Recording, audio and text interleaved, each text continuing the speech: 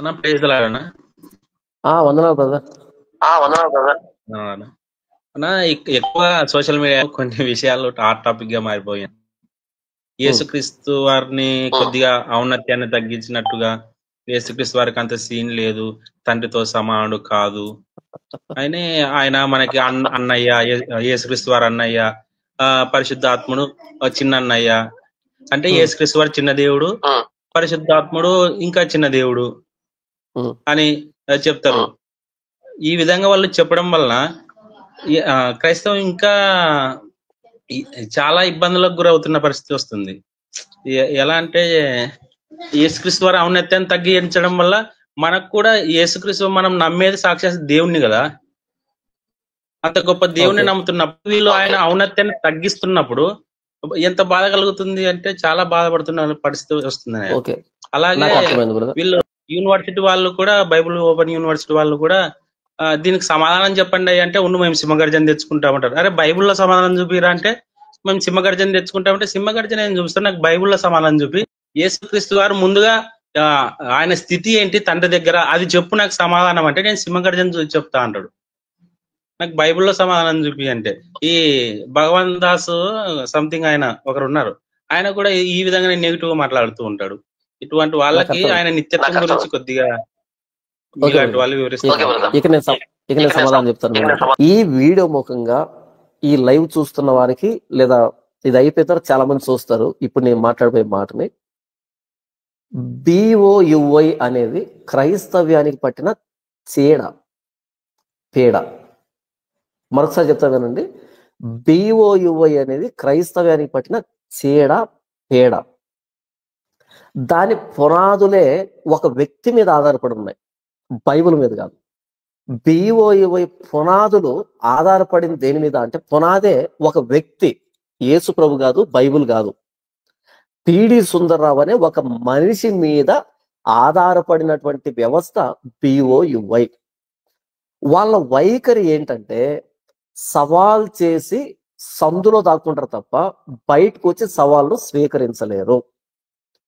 వాడికి అది తెలీదు, వీడికి తెలియదని డంబాలు పలుకుతారు తప్ప, గొప్పలు చెప్పుకుంటారు తప్ప వాళ్ళు నిజంగా చేసిన సవాల్కి నిలవబడలేరు.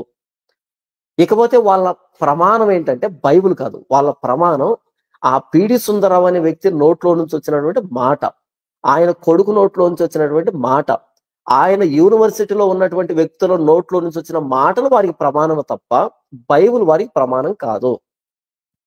ఎందుకు నేను ఇంత గట్టిగా మాట్లాడాల్సి వస్తుందంటే, యేసు ప్రభువుని ఆయన ఔన్నత్యాన్ని దేవుడి స్థానం నుంచి దించినటువంటి ఆయన మనందరికంటే ముందు పుట్టిన అన్నంట. అసలు మీకు బుర్ర పనిచేస్తుందా లేదా? ఆయన దేవునితో సమానముగా ఉండుట విడిచిపెట్టకూడని, సమానం, ఈక్వల్ అంటే మీకేమైనా బుర్ర పనిచేస్తుందా లేదా? కుమారుడు అంటే ఎందుకు ఆ టైటిల్ ఇవ్వబడింది, ఆ పేరు కుమారుడని ఎందుకు అన్నారు క్రీస్తుని? అక్కడ ఆలోచించాలి తప్ప ఈయన ముందు పుట్టాడు, పరలోకంలో పుట్టాడు, ఆయన గర్భాన్ని పుట్టాడు, ఆయన కన్నాడు, ఎక్కడ నేర్చుకున్నారు ఈ పదాలు మీరు? మీకు తెలియకపోతే నా ఛానల్ ఉంది, నా ఛానల్లో కనీసం 10 వీడియోలు ఉన్నాయి త్రిత్వాన్ని గురించి. యేసు కుమారుడు అంటే ఏంటి అనేటువంటి వివరణ ఉంది. యేసు ఎందుకు తండ్రి రాకంటే గొప్పోడు అన్నాడు అనేటువంటి వివరణ కనీసం ఒక 10 వీడియోలు ఉంటాయి. తెలియకపోతే తెలుసుకోండి, నేర్చుకోండి. అంతే తప్ప మీకు ఉన్న మిడిమిడి జ్ఞానంతో క్రైస్తవ్యాన్ని కలగాపులగం చేయకండి. ఇప్పటికే క్రైస్తవంలో చాలా సమస్యలు ఉన్నాయి. మరలా ఈ మధ్య ఇంకొక దరిద్రపు కొట్టు సమస్య తీసుకుని వచ్చారు. యేసు ప్రభు అంట నిత్యత్వం లేదంట ఆయనకి, ఆయన దేవుడు కాదంట, ఆయన చిన్న దేవుడు అంట, ఆయన మన అన్నంట, పరిశుద్ధాత్మ దేవుడు ఇంకొక అన్నంట. ఇలా వింత వింత సిద్ధాంతాలు పట్టుకొచ్చారు. ఇప్పుడు వాళ్ళు తానా అంటే కింద ఉన్నటువంటి ఈ భజన బృందం అంతా తందానా అంటది అంతే. ఇక PD సుందర్రావు గారి నోట్లో నుంచి ఒక మాట వచ్చింది అంటే ఇక యేసు ప్రభు వచ్చి చెప్పినా సరే దాన్ని మార్చలేదు. ఏంటి, మా జయశాలి కంటే తెలుసా యేసు ప్రభుకి అనే దగ్గర ఉంటారు ఈ మూర్ఖులందరూ కలిసి. ఈ మూర్ఖులందరూ కలిసి యేసు ప్రభుని ఇప్పుడు బజార్లో తెచ్చారు. ఇంతవరకు ఈ డిబేట్ అనేది లేదు క్రైస్తవ్యంలో. ఏదో చిన్న చిన్నగా వెళ్తూ ఉండేది. ఏదో ముస్లింలు అడిగేవాళ్ళు, హేతువాదులు అడిగేవాళ్ళు, నాస్తికులు ఇలా అడిగేవాళ్ళు. కానీ మేము క్రైస్తవులు అని చెప్పుకుంటున్నటువంటి ఈ అష్టదరిద్రులు వచ్చి ఇప్పుడు యేసు ప్రభు దైవత్వాన్ని బజార్లో పెట్టారు.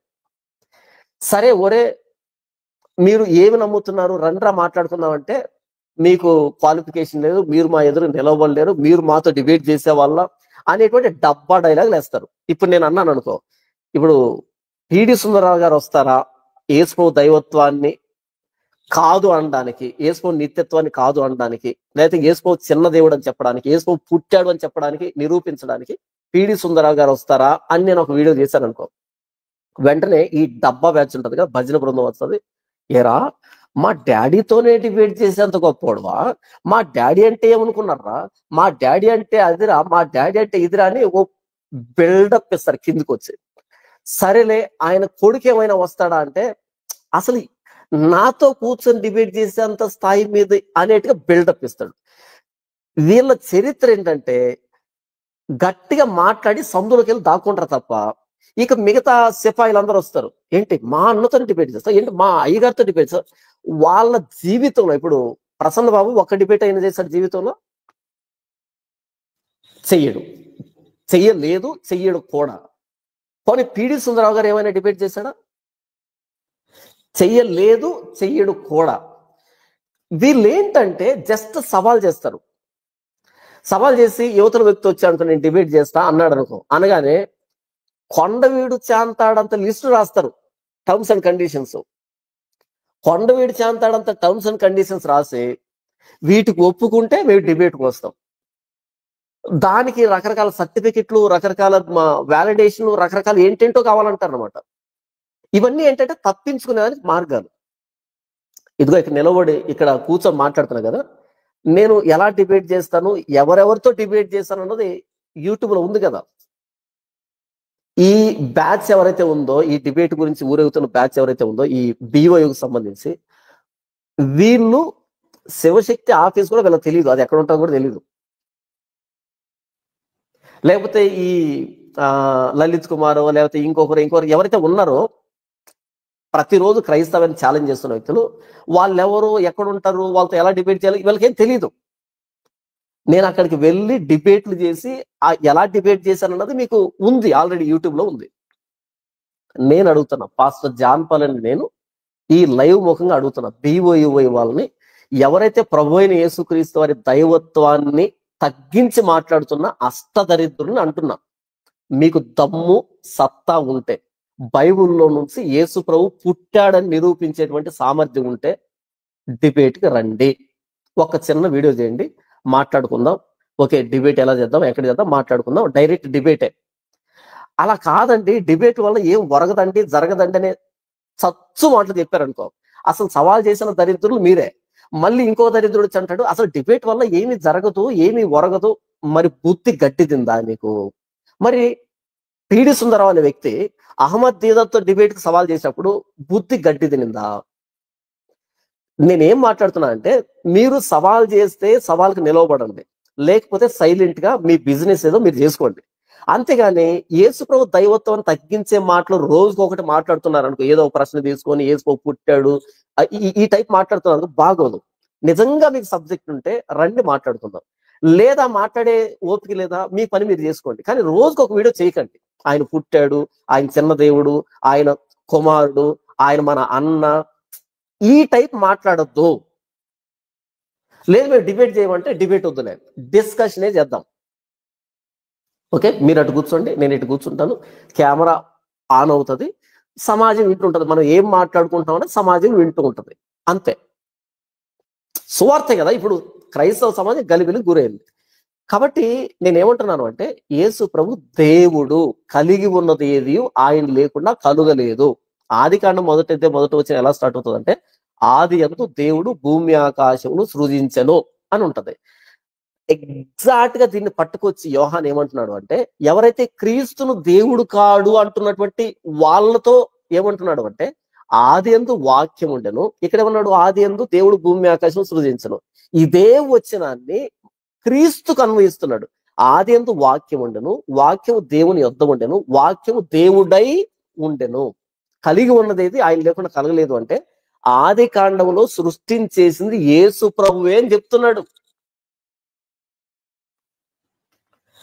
మరి బైబిల్లో ఆయన కుమారుడు అని ఉంది, బైబిల్లో ఆయన తండ్రి కంటే చిన్నోడు అని ఉంది, తండ్రి ఆయన కంటే గొప్పవాడు అని ఉందంటే అవన్నీ మాట్లాడుకుందాం డిబేట్ లో. ఎందుకు అలా వ్రాయబడింది, ఏ సందర్భంలో రాయబడింది, దానికి అర్థం ఏంటి మాట్లాడుకుందాం. ముందు దిగండి బరిలోకి.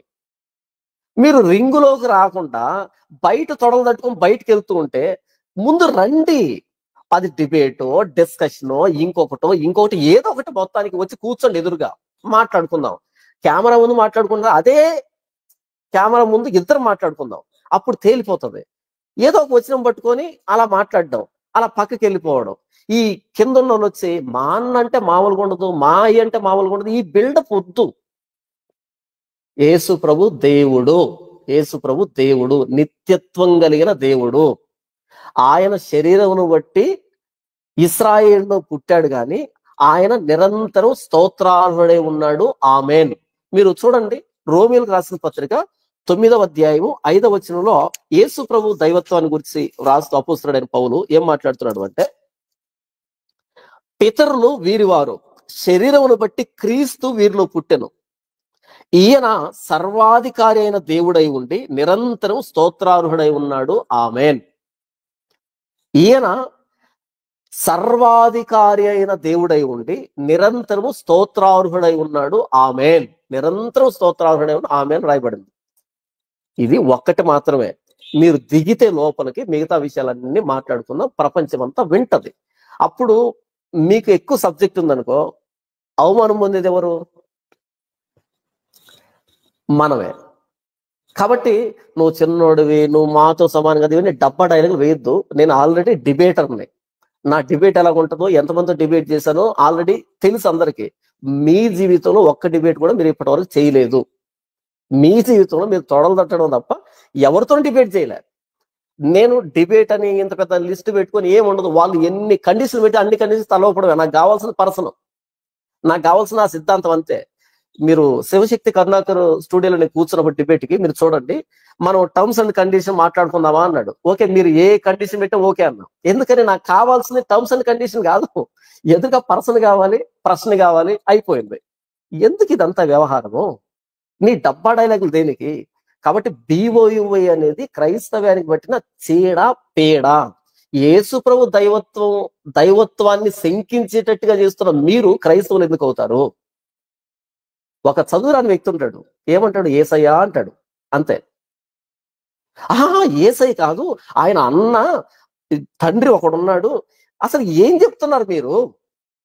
ఏం చెప్పాలనుకుంటున్నారు మీరు సమాజానికి? కాబట్టి యేసు ప్రభు దైవత్వాన్ని శంకించిన మీరు బయట మతోన్మాదులు అంటున్నారే, వాళ్ళకంటే అశ్వదరిద్రులు మీరు. వాళ్ళు బయట ఉండి యేసు ప్రభు శంకిస్తున్నారు. వాళ్ళు యేసు ప్రభు దేవుడు కాదని ఎప్పుడు అన్నా వాళ్ళు బయట వాళ్ళు. కానీ మీరు లోపలుండి మరలా బైబుల్ ఓపెన్ యూనివర్సిటీ అంట, ఇండియా ఇంటర్నేషనల్ అంట, ఏం బోధిస్తున్నారు ఇంతకి? బైబుల్ పేరు పెట్టుకొని, క్రైస్తవం పేరు పెట్టుకొని మీరు మాట్లాడిన నా తెలుగుతాను. యేసు ప్రభు దేవుడు కాదంటారేంటి? ఆయన కుమారుడు అని రాయబడింది. ఎందుకు రాయబడిందో మాట్లాడుకుందాం. తండ్రి నాకంటే గొప్పవాడు అన్నాడు, ఎందుకు అన్నాడో మాట్లాడుకుందాం. ఆయన సమానుడు దేవునితో సమానుడు అంటే కొంచెమైనా బుర్ర ఉంటే మీకు అర్థమవుతుంది. కానీ ఈ వీడియో ముఖంగా BOUY వాళ్ళకి నేను సవాల్ చేస్తున్నా. మీరు సవాల్ చేసి సందులో దాక్కునే రకమా, లేకపోతే సవాల్కు నిలవబడే రకమా? జయశాలి PD సుందరరావు కానీ, లేకపోతే లాజరస్ ప్రసన్న బాబు కానీ, లేకపోతే ఈ దరిద్రానికి కారణమైన సంతోష్ కుమార్ గారా నాకు తెలియదు, సంతోష్ కుమార్ గారు కానీ, ఈ ముగ్గురులో ఎవరు వచ్చినా డిబేట్ చేయడానికి పాస్టర్ జాన్ పాల్ సిద్ధం. క్వాలిఫికేషన్ అడగండి, నేను అడగాలి మిమ్మల్ని, మీకు ఏ క్వాలిఫికేషన్ ఉందని. ఎందుకంటే నేను ఆల్రెడీ డిబేటర్ని. మీకు ఏ తోకతండమో లేదు, ఇంతవరకు ఏ చరిత్ర లేదు. కాబట్టి నేనే మిమ్మల్ని అడగాలి క్వాలిఫికేషన్. మీరు నాకు అర్హులా కాదా, సమ ఉద్యోగ కాదా, నేను అడగాలి మిమ్మల్ని. కానీ నేను అడగట్లేదు. మీరు డిబేట్ చేసిన చరిత్ర మీకు లేకపోయినా, ఆ అనుభవం లేకపోయినా, మీరు ఏ డిబేట్ చేయకపోయినా, నేనే పెద్ద మనసు చేసుకొని, నేనే నా స్థాయిని తగ్గించుకొని మీ దగ్గరకు వస్తున్నా. PD సుందరరావు గారు కానీ, లేకపోతే ప్రసన్న బాబు గారు కానీ, లేకపోతే సంతోష్ కుమార్ గారు కానీ, ఈ ముగ్గురులో ఎవరు డిబేట్కి వచ్చిన త్రిత్వం మీద, యేసు ప్రభువు నిత్యుడు కాదనేటువంటి మాట మాట్లాడుతూ ఎవరు వచ్చినా సరే, పాస్టర్ జాన్ పాల్ అనే వ్యక్తి 24/7 లైఫ్ టైం ఛాలెంజ్. మీరు ఎప్పుడైనా రావచ్చు, ఎప్పుడైనా నాతో మాట్లాడవచ్చు.